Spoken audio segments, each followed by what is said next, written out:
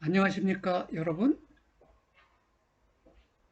오늘은 후 2분의 무오류성에 대해서 살펴보겠습니다.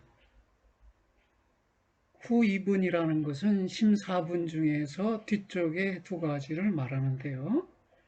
상분, 겸분, 자정분, 증자정분, 이것이 심사분인데요. 그 중에 뒤쪽에 있는 자정분과 증자정분은 오류를 범하지 않는다는 것입니다. 이 말은 겸분은 오류를 범한다는 말을 함축하는 것이겠지요. 상분에 대해서 겸분이 인식을 할 때 잘못 인식하는 오류를 범하지만 자정분과 증자정분은 오류를 범하지 않는다. 왜 그럴까요? 그것에 대해서 알아보도록 하겠습니다. 먼저 후 2분의 존재 증명에 대해서 알아보겠습니다. 신분의 구조에 대해 일찍이 아내는 심 1분서를, 난타는 심 2분서를, 진나는 심 3분서를 주장하였는데 호법은 신분을 확대하여 심 4분서를 주장하였다. 예, 이름의 첫 글자를 따면 안난진호가 되죠. 안난진호 1, 2, 3, 4 이렇게 해서들 기억을 하는 것 같습니다. 아내는 1분설, 난타는 2분설, 진나는 3분설, 호흡은 4분설, 다 유식학자들입니다. 그런데 심과 심소를 하나하나가 일어날 때에 이치로 미루어 보면 각기 3분이 있는데 인식하는 것, 인식되는 것, 인식 결과가 각기 별개이기 때문이다. 상분과 견본에는 반드시 그것들이 의지하는 몸체가 있기 때문이다. 짐량론의 개송 중에서 다음같이 말하는 것과 같다. 흡사, 대상의 모습이 있는 듯한 것은 소량이고, 즉 인식 대상이고, 대상의 모습을 받아들이는 것과 자증하는 것은 각기 능량, 인식작용과 양과, 인식결과이다. 소량, 능량, 양과 이렇게 3량을 침략론에서 소개하고 있는데요. 이때 양과라는 개념의 이해에 주의를 기울여야 되겠습니다.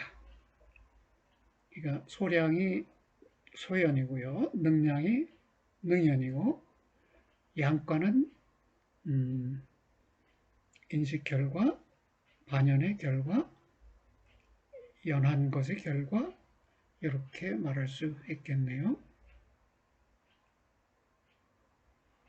이 세 가지는 몸체에 있어서 별개가 아니다.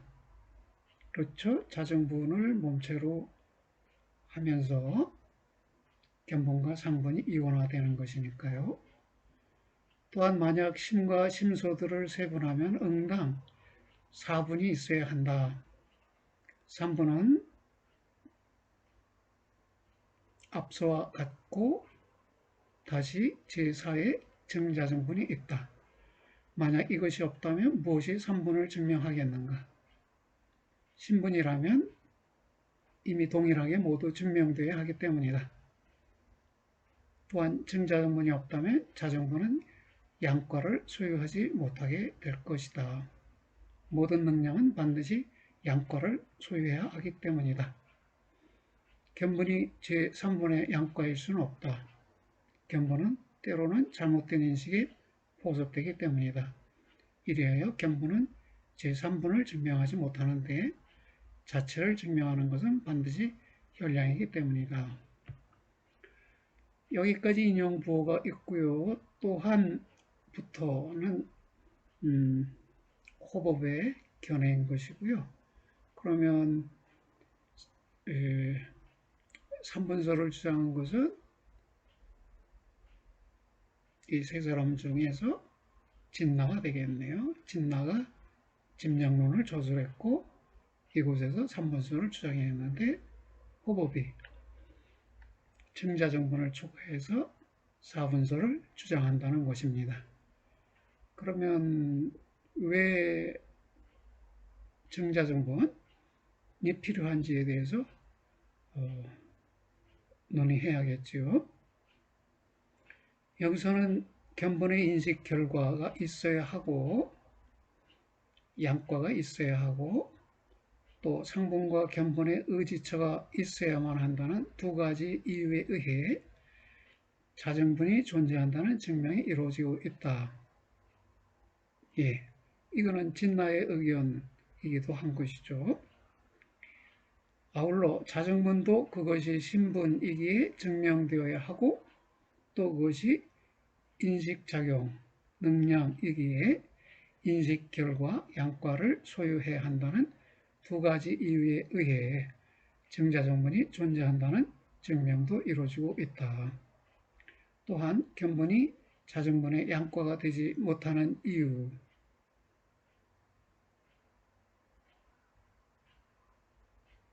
그 이유는 견본이 반드시 현량인 것이 아니기 때문이라고 한다.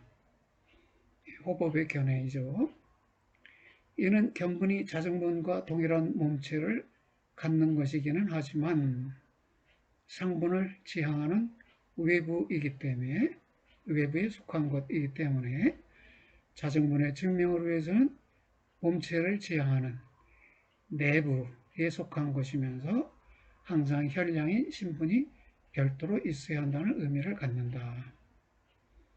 현량이라는 것은 직접적 인식 또는 직접적 지각이에요.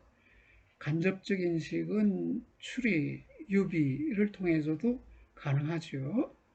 그런데 직접적 인식은 지각일 뿐이죠. 이 직접적 인식 또는 직접적 지각을 현량이라고 부르는데 자정분의 증명을 위해서는 자정분도 현량인데요.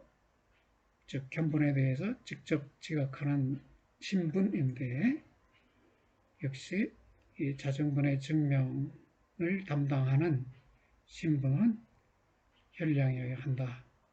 그 현량인 신분이 별도로 있어야 한다고 말해지고 있습니다. 여기서 언급된 인식 결과는 표현상으로는 인식의 결과를 말합니다. 하지만 내용적으로는 인식 결과의 저장작용 및 저장 장소를 의미하는 것으로 보입니다. 왜냐하면 인용문 중의 증자정분이 없다면 자정분은 양과를 소유하지 못하게 될 것이다 라는 문장은 증자정분이 없다면 자정분은 양과를 저장하지 못하게 될 것이다 라는 의미로 이해될 수 있기 때문입니다. 견분이 상분을 인식하였을 때 그 인식 결과는 자정분에 있게 되는데 자정분은 상분을 인식하는 견분을 증지, 증명적 지각에 의해 견본의 인식작용 및 견본의 인식 대상을 자기 안에 저장하기 때문입니다. 그러니까 상분이 견본에 의해 인식되었기 때문에 견본을 인식하는 것은 곧 상분도 인식하는 것이 됩니다. 그래서 자정분은 상분을 인식하는 견본을 증지함에 의해 견본의 인식작용 및 견본의 인식 대상인 상분을 자기 안에 저장하게 됩니다.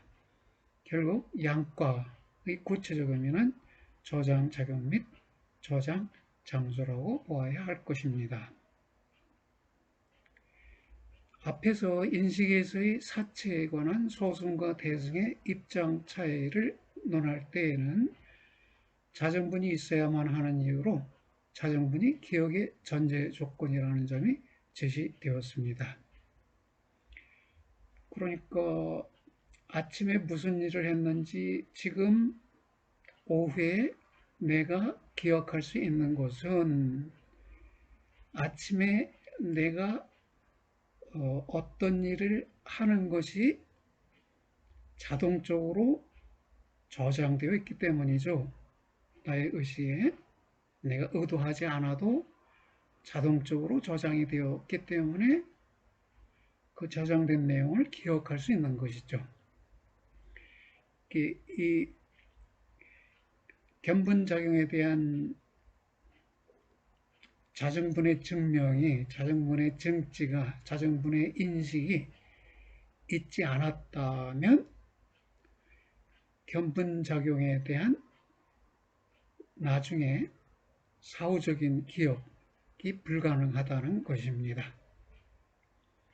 사실상 기억이란 저장된 것을 재현하는 것인데, 다시 현재화하는 것인데, 저장된 것이 있으려면 저장작용 및 저장장수가 전제되어야 합니다. 같은 논리로 견분이 아닌 자정분이 상분이 아닌 견분을 인식하였을 때도 자정분의 인식 내용이 저장되려면 그 저장작용 및 저장장수가 있어야 할 것입니다. 이러한 저장작용 및 저장장수에 대한 이름이 증자정분인 셈입니다. 증자가 거듭 증자로 했죠. 거듭 자기를 증명하는 부분이다. 자정분은 자기를 증명하는 부분이다. 자정분에서 자라는 말은 견분을 가리키는 것이죠. 견분과 상분과 자정분의 몸체가 별개가 아니라고 그랬어요. 그러니까 견분을 자기라고 표현할 수 있는 것입니다. 그러면 정자정분할 때 이 자기는 자정분으로 이해될 수 있겠네요. 심삼분설의 입장에서는 자정분의 인식 내용이 견분에 저장된다고 말할 수도 있을 것입니다. 하지만 현장은 이를 인정하지 않는데요.